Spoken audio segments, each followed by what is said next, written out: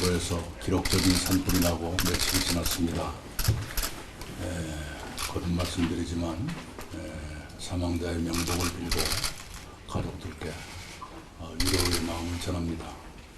입원 중인 부상자가 한 분 계시는데 빠른 쾌유를 기원합니다. 그리고 강원도민 여러분, 진화부터 복구에 이르기까지 애많이 쓰고 계셔서 고맙습니다. 최문순 지사님 비롯한 지도자 여러분, 잘 조직하고 협업을 이루어주어서 고맙습니다. 지난 며칠 사이에 정부는 이미 재난안전특별교부세를 포함해서 42억 5천만 원을 지원한 바가 있습니다.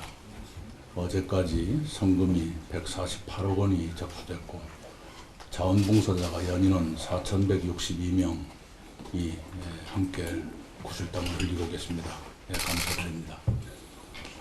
사흘 전 관계장관에 의해서 저는 이번 산불과 관련한 5단계 대처를 말씀드린 바가 있습니다. 그 중에서 첫 번째 잔불 정리, 뒷불 감시는 거의 완료됐지만 지금도 지속되고 있고, 세 번째 항목 특별재난지역 살포는 이미 이루어졌습니다. 오늘은 그 나머지 오늘부터 우리가 집중적으로 대처해야 될 과제에 관해서 말씀을 나누고 싶습니다. 첫째는 이재민 대책입니다. 이재민 대책은 생활대책과 생업대책으로 나눠서 말씀을 드리겠습니다. 우선 생활대책은 어젯밤 현재 1,020명이 시설 등에서 지내셨습니다. 그 중에 760명이 시설에서 지내셨고, 다른 분들은 친척집이나 이런 데서 지내셨습니다. 그 중에 133명이 공공기관 연수원에서 주무시거나 식사하시거나 그랬습니다. 농민 등은 마을회관 등에서 지내시는 것이 불편하더라도 가까운 곳에 계시고 싶다는 마음이 있어서 공공기관 연수원 입주를 선택하지 않으시는 경우가 있다는 것을 충분히 이해합니다. 그러나 마을회관이든 또는 강당이든 이런 곳은 여러 가지로 불편함이 많으실 테니까 이렇게 한번 해주시면 어떨까 싶습니다. 강원도하고 협의를 해서 어떤 마을에 많은 이재민이 나오신 곳이 계실 겁니다. 그런 곳에는 교통 지원을 해서라도 연수원에서 주무시고 아침에 마을로 다시 가실 수 있도록 그렇게 교통 지원을 강구해 보시면은 이분들이 거리 때문에 연수원 입주를 꺼리시는 일은 많이 줄어들 것이라고 생각을 합니다. 그걸 한번 강구해 봐 주시고요. 이재민 생업대책입니다. 조속히 실시해야 되는데 그저께 회의에서도 나왔지만 농업에서는 벼농사 지원이 필요합니다.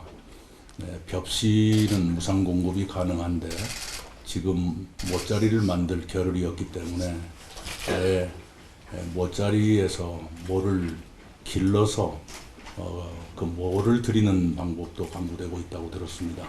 그리고 농기구 지원인데요, 빨리 실시해 주시기 바랍니다.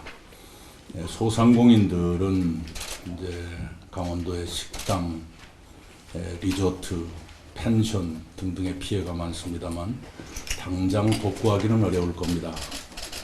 그래서 그분들의 삶에 불편함이 없도록 대출금 상환유예라든가 만기 연장 같은 금융 지원 이런 것은 빨리 실시해서 그분들께 조금이라도 고통을 덜어드리도록 해드렸으면 좋겠습니다.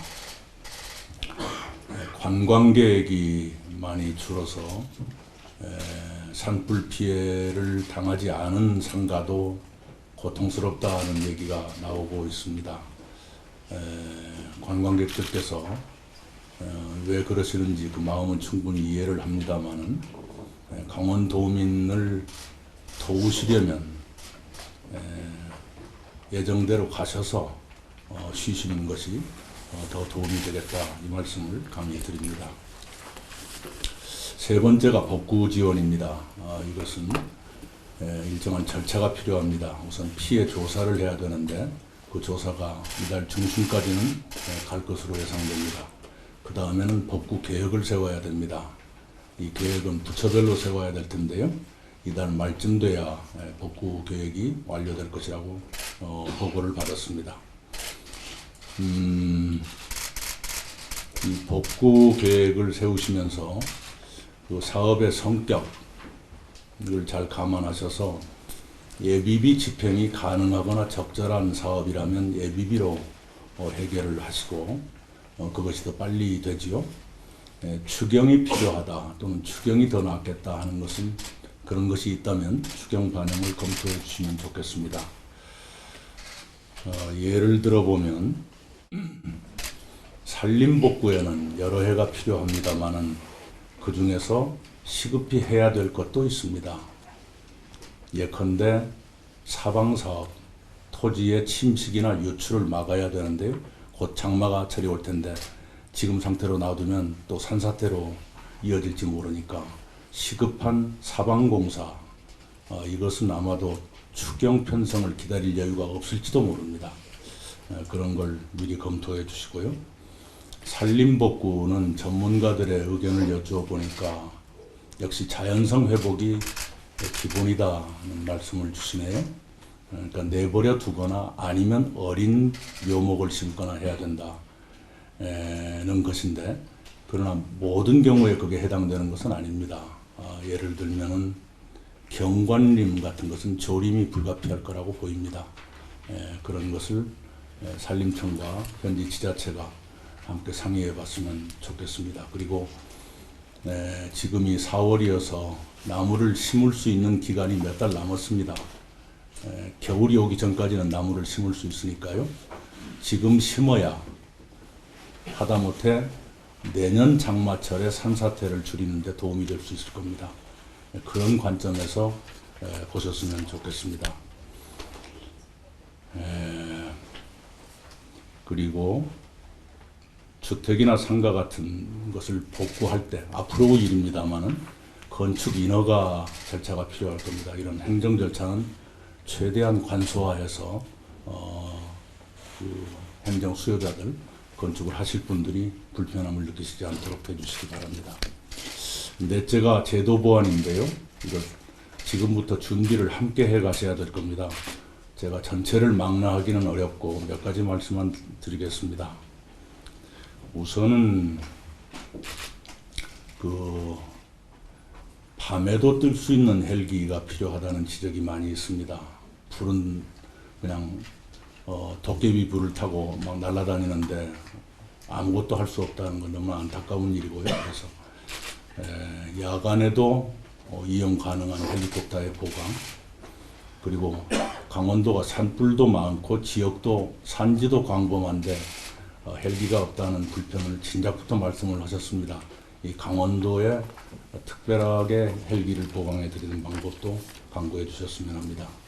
소방관의 국가직화, 이것은 대통령의 공약이기도 하고 이미 필요한 법제가 다 준비되어 있어서 국회에 가 있을 겁니다.